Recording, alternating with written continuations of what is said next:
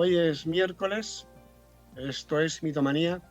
Cuando aprendes a flotar, te vuelves insumergible.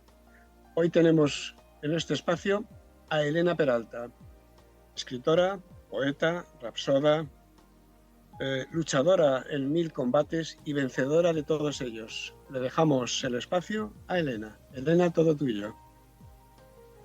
Hola, buenos días. Muchísimas gracias por abrirme esta ventana y por dejarme estar con vosotros un ratito. Eh, Así como que impone un poquito porque dices, hablar de uno mismo cuesta cuando nos lo ponen tan fácil. Nos pasamos la vida hablando de nosotros mismos y cuando por fin alguien nos dice, habla de ti, de pronto te encuentras que dices, bueno, ¿y ahora qué cuento? ¿Qué digo de mí? Pues digo de mí que soy una luchadora más entre las multitudes, ¿no?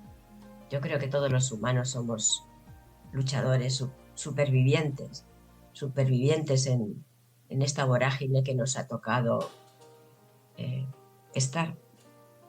Y cuando llegas a una edad, cuando llegas a un momento como en el que yo estoy ahora, pues echas un poco la vista atrás y dices, creo que ya es hora de que ahora me toque a mí. Creo que ya es hora de que descanse un poquito, de que me baje de este gran bólido en el que, en el que quizás mm, voy no porque yo haya voluntariamente subido, sino porque otras manos me han empujado a subir. Y ahora con la experiencia que dan los años y con esa serenidad, de pronto te paras a pensar en ti mismo y a decir, pues ahora me apeo y, y me dedico a, a mí, a pensar en mí y sin olvidar al resto de las personas que me rodean, por supuesto. No se trata de ser egoísta, sino eh, de, de tener caridad. Y la caridad bien entendida empieza por uno mismo. Y entonces esa caridad es conmigo misma, de decir, ahora te toca a ti descansar, pensar en ti y recogerte un poquito. Que ya hemos luchado bastante. ¿No os parece a todos que cuando llega un momento ya hemos luchado bastante?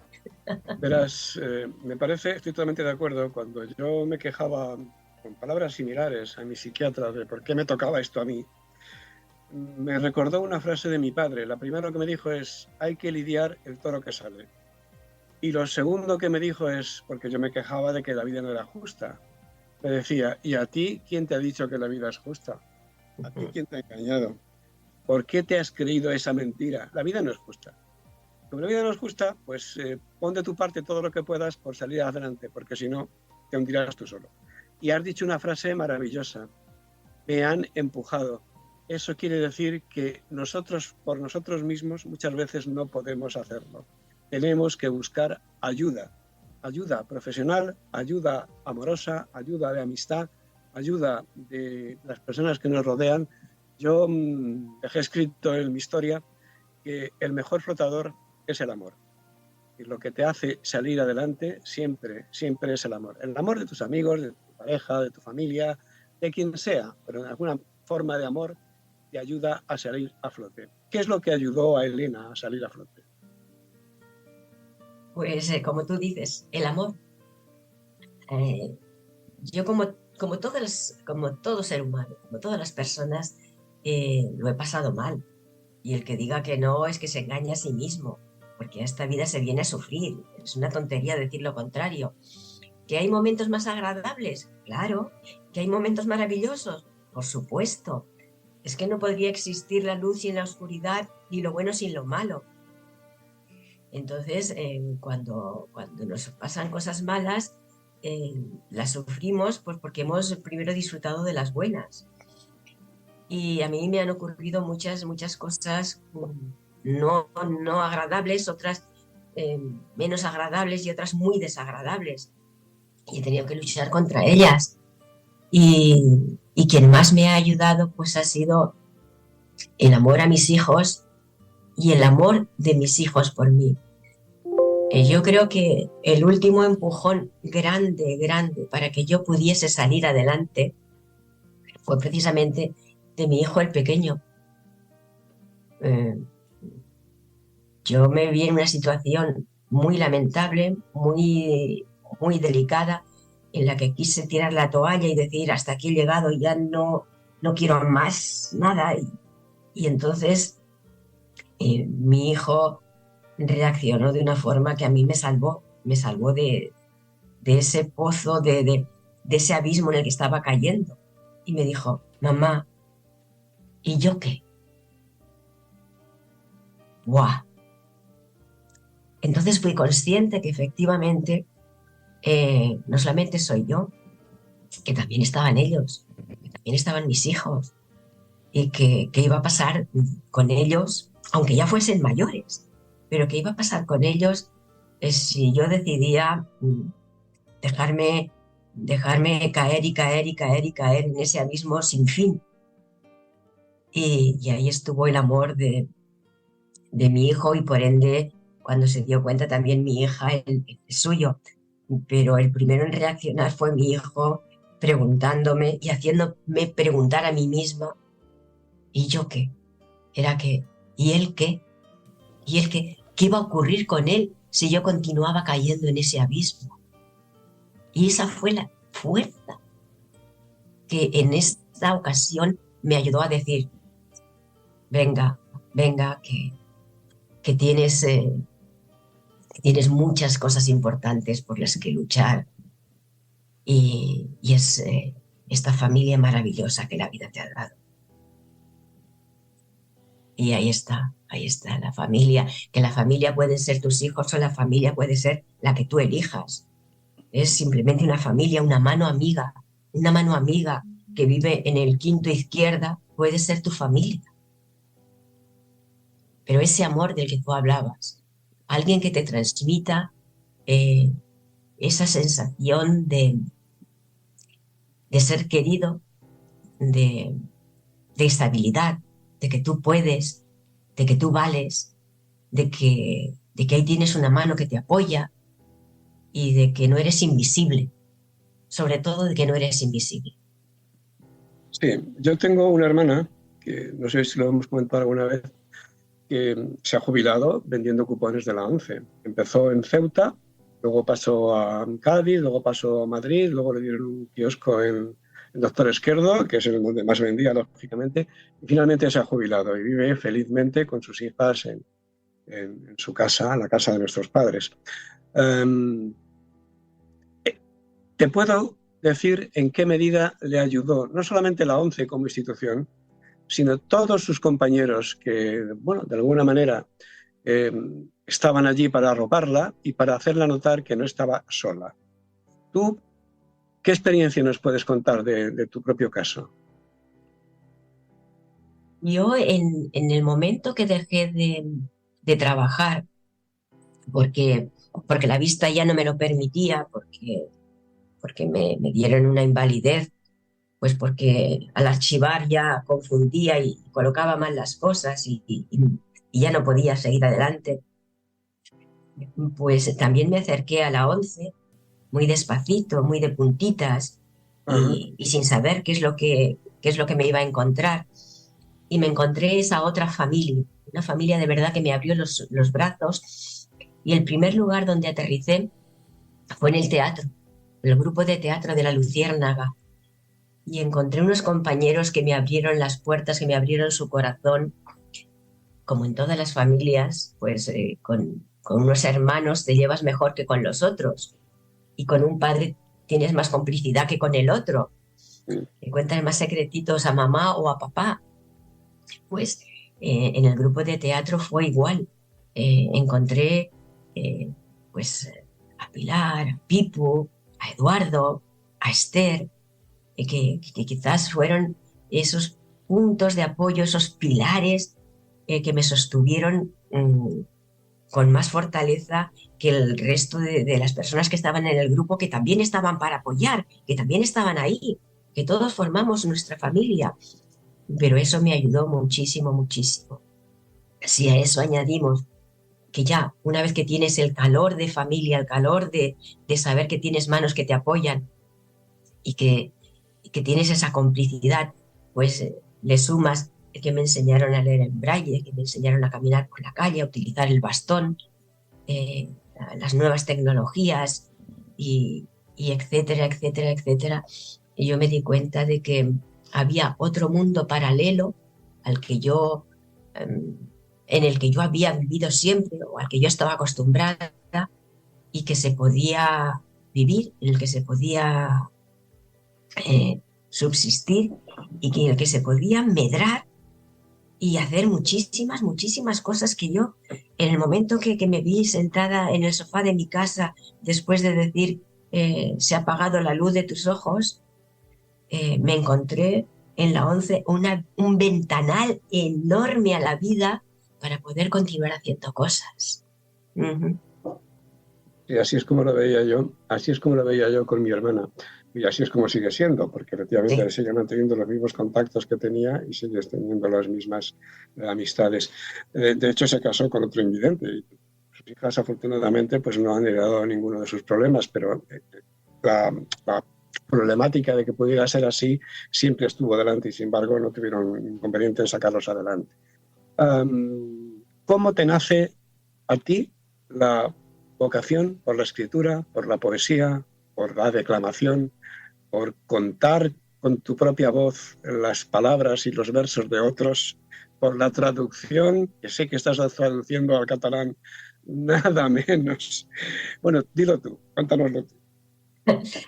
Pues bueno, mi amor por la literatura en realidad nace desde pequeña al amor de una estufa, alrededor de una estufa, con mis dos hermanos pequeños. Mamá nos, en las tardes de invierno, nos juntaba a los tres a su alrededor mientras ella bordaba a contarnos cuentos, cuentos que improvisaba sobre la marcha. Eh, a lo mejor, pues, no sé, partía de una de mis trenzas o de una mancha que tuviese en el vestido mi hermana, o que si mi hermano, que era el más pequeño, daba una cabezada que parecía que se iba a dormir, y entonces a raíz de esas pequeñas cosas que ella veía, empezaba a narrar, a narrar, a contar, y nos iba embelesando, nos iba mm, metiendo en un mundo de fantasía que sobre la marcha iba inventando, nos hacía llorar, nos hacía reír. Aquella mujer tenía en aquellos momentos y continúa teniendo, afortunadamente, a fecha de hoy, una fantasía tremenda, tremenda. Y esos fueron los primeros, el primer contacto que tuve con la literatura, con, con la fantasía, ¿no? Con la narrativa, con todas aquellas improvisaciones que ella hacía. Después, con el tiempo, a mí, con 17, 18 años, empezó a gustarme contar cuentos en el ayuntamiento y a los niños que venían al casal de los niños y contaba cuentos a los demás, intentando repetir las cosas que hacía mi madre. Veíamos una hormiguita y aquella hormiguita era la protagonista. Eh, una ráfaga de aire cerraba una puerta y aquello era el punto de partida para empezar un cuento, y así sucesivamente. Aquello se quedó dormido cuando ya empiezas a estudiar, cuando te casas, cuando tienes hijos, etcétera, etcétera. Y el último año que estuve en el Defensor del Pueblo trabajando, entre, entre revistas y libros y boletines de sentencias, recursos, leyes, etcétera, etcétera, una compañera me llevó a una tertulia del Café Gijón y ahí empecé a tener de nuevo contacto con la poesía y ahí empezó pues como otra etapa de mi vida. Y, y fue pues donde me alimenté una vez que dejé de trabajar y que mis ojitos empezaron a perder luz. Empecé a escribir, primero a escuchar a los demás, a leer a través de la biblioteca enorme que tenemos en el SBO de la ONCE a escuchar libros y escuchar y leer más que en toda mi vida. Una vez que me quedé sin vista, empecé a leer más que nunca a través del oído. Y así es como empecé a retomar, y escuchando a los otros poetas, empecé a querer primero recitar los poemas que ellos leían, porque yo decía, yo le daría esta entonación, yo le daría aquella, yo me pararía aquí, yo me pararía allá. Y empecé a leer poemas suyos. Y así es como empecé en este mundo de querer ser rapsoda. Gané algún premio que otro como rapsoda en catalán. Y, Ay, sí es cierto que mientras estuve trabajando en el Defensor, estuve en la Escuela Oficial de Idiomas estudiando catalán, y en la Junta Permanente de Cataluña haciendo los certificados C y D. Después también estuve estudiando el M y el K, pero sin examinarme, porque quería hacer las traducciones que llegaban a la casa. Y al final me sirvieron para hacer mis propias traducciones. El primer trabajo que hice fue la traducción de una novela que tengo por aquí, El Príncipe Mallorquí. Es del historiador arabista Juan José Valle, que vive en Mallorca, y, y traduje esta novela del el castellano al Wallis o el catalán. mallorquí, Sí, exacto. sí. Pues ese fue mi primer trabajo como traductora. Y ahora el trabajo al que te refieres tú es La Llogatera Secreta, que es la traducción de una veintena de poemas de Enrique Gracia Trinidad, que he traducido al catalán con mucho cariño, con mucho amor, como maestro mío que me ha enseñado muchísimo, y es como un homenaje al maestro, ¿no? Trabajé mucho con él al principio diciendo, pues Enrique, en este verso he cambiado esta palabra por aquella, porque si no, no me salía el endecasílabo.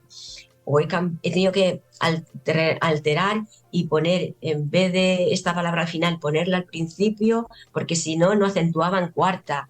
Y al final terminó por decirme, Elena, que lo estás haciendo muy bien, deja de preguntarme, sigue sola que lo haces muy bien.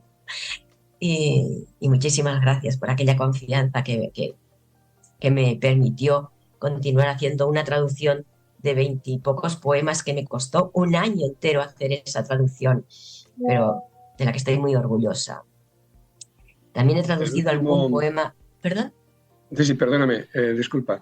El último martes de octubre tuve ocasión de asistir a una comida que hacemos en una tertulia literaria que presenta un amigo, y asistió Enrique Gracia Trinidad, y nos contó que le estaban traduciendo al catalán unos poemas, pero no dijo quién, Sí, no nos contó quién. sí, pues eso. He hecho mis pinitos también, entre otras muchas cosas que me han dado mucha satisfacción y que bueno que son eh, lo que ha salido de ese rincón en el que me he metido, ¿no? Mm. A decir ahora me toca a mí. Sí, sí, no, ahora me toca a mí. Eso es lo que me decía mi psiquiatra. No digas eso, ahora me toca a mí. No, te ha tocado, hay que lidiar el toro que sale. Y eso lo decía mi señor padre, y no era nada taurino, no es que lo dijera por un afán tauromaco. Tauromaquia, perdón, simplemente porque lo que te ha tocado y no lo puedes evitar. Entonces, la forma de minimizarlo es luchar contra ello. Luchar contra ello, no rendirte, no admitir jamás una derrota y volverte insumergible, que es de lo que se trata este programa. De las personas que se encuentran en una situación similar a Elena Peralta, que me has dicho un pajarito que también vas a dar consuelo, o compañía, o visita, o simplemente aquí estoy, te puedo escuchar, te presto mis oídos para que hables, etcétera, etcétera, etcétera, a muchas cárceles españolas. Eso me lo ha dicho un pajarito, no un cormorán precisamente, pero me lo ha dicho un pajarito. Bueno, en el año 2009 yo gané mi primer premio literario al Roc Brunat con un poemario en catalán. Y a la hora de publicarlo, lo traduje también al castellano, para que se publicase bilingüe, catalán y castellano. Y con toda la ilusión de una principianta, pues se hicieron algunas presentaciones en Madrid, en Zaragoza, en Ribarroja de Ebro, el pueblo que me ha visto a mí de niña. Y un día, por casualidad, dije, pues, ¿y por qué no voy a la cárcel con el libro? Fue algo así como ¡bum! Como algo repentino, como cuando se enciende una luz. Y ni corta ni perezosa, llamé al Calameco, me pusieron en contacto con el director de la escuela de adultos que hay allí y me dijo, uy, qué casualidad, porque nosotros ahora, era el mes de octubre, vamos a empezar el curso y tenemos un hueco en blanco que no sabíamos qué hacer, pues puedes venir. Fue la primera vez que tuve una presentación de mis poemas con 200 personas para mí sola. Bueno, no me lo podía creer. En el salón de actos, cuando empecé a leer mis poemas, se creó tal silencio que los mismos funcionarios no lo creían. Sí es cierto que en ese poemario todos los poemas que hay son breves, muy breves, son como pequeñas pinceladas. Yo siempre he dicho que eran como perlas, como pequeñas perlas.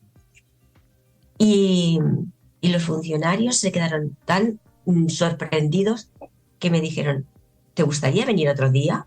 Digo, sí, por supuesto. Y volví otro día. Y la segunda vez que volví, uno de los educadores, José Luis, me dijo, Elena, ¿te gustaría impartir un taller de escritura creativa aquí con los chicos? Digo, me encantaría. Y efectivamente, desde el año 2011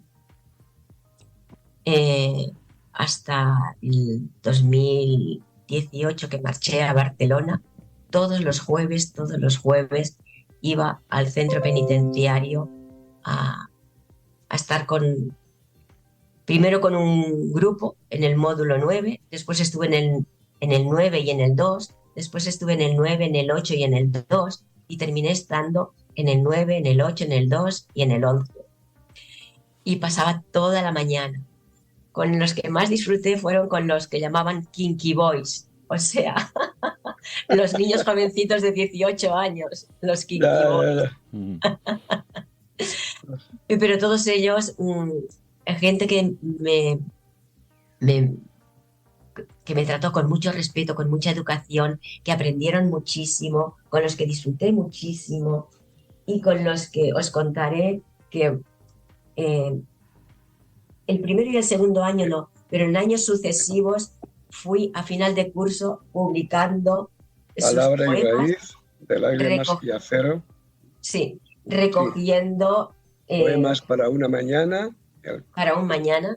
Sí, para un mañana, perdón. Para un mañana. Este era Palabra y raíz, ¿no? Palabra y raíz, sí. Y el primero de lágrimas y acero.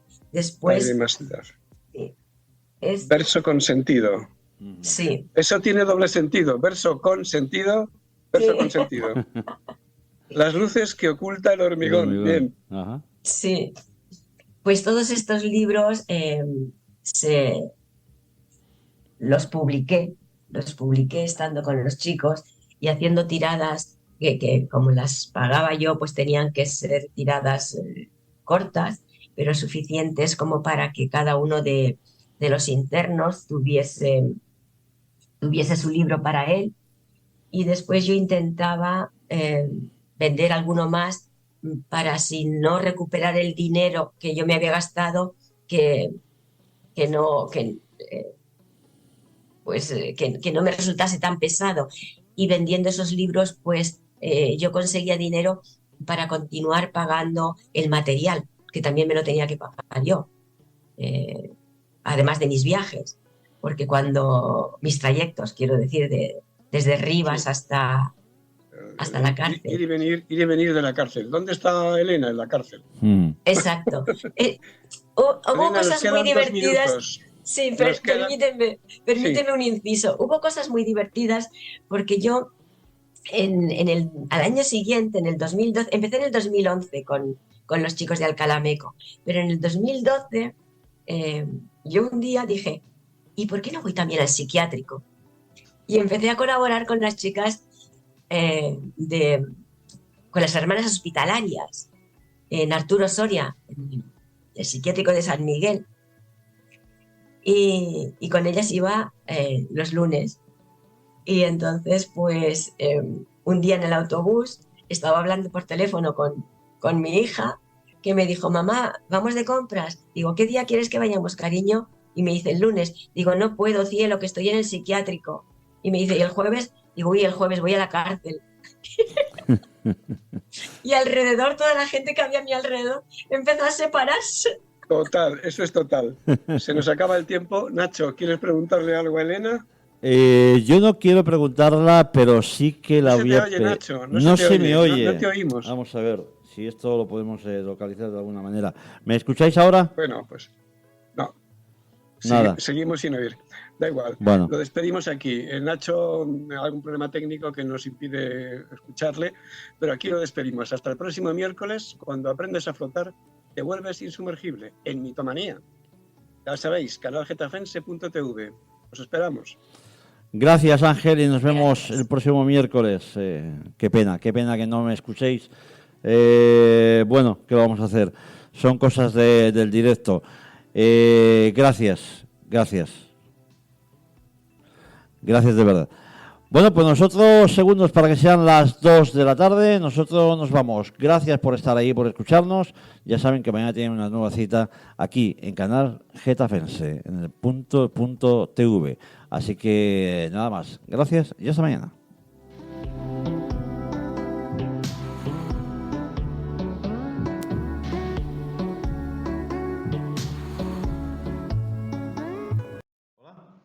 Hola, ahora, Ahora se te oye, Ahora, Ignacio. ahora, es que no Nacho. sé qué ha pasado porque...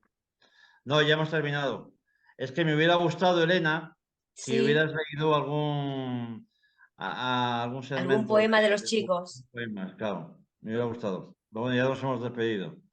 De todas Ujú. formas, estás invitada para la próxima. Sí, yo creo que no es mala idea que Cuando para el próximo queráis. programa Elena nos va a leer pues algo así de versos con sentidos. Así es. Así es. Perfecto. Oye, Nacho, lamento ¿por qué ha No, lo ocurrido? lamento yo, que no me habéis podido escuchar y sí que me hubiera gustado Nunca hemos podido ir. Espero que la que audiencia sí, pero Elena no hemos podido ir. nos Así que, hubiera leído algún pequeño poema, ¿eh? Pero bueno. Pues mira, no se me ha ocurrido, pero de verdad que los hay buenísimos, buenísimos. pero Las no, cosas que doy escriben fe, estos chicos. doy fe, de manera que bueno, lo dejamos para más adelante, ¿vale? Así es. Pues nada, Elena, estás invitada cuando quieras. ¿Lo dices, Muchísimas Ángel? gracias. Un Y abrazote. bienvenida, ¿vale? Gracias a ambos Venga, por participar. Yo cuelgo aquí. Hasta luego. hasta Hasta luego. luego, gracias. Chao. Hasta luego.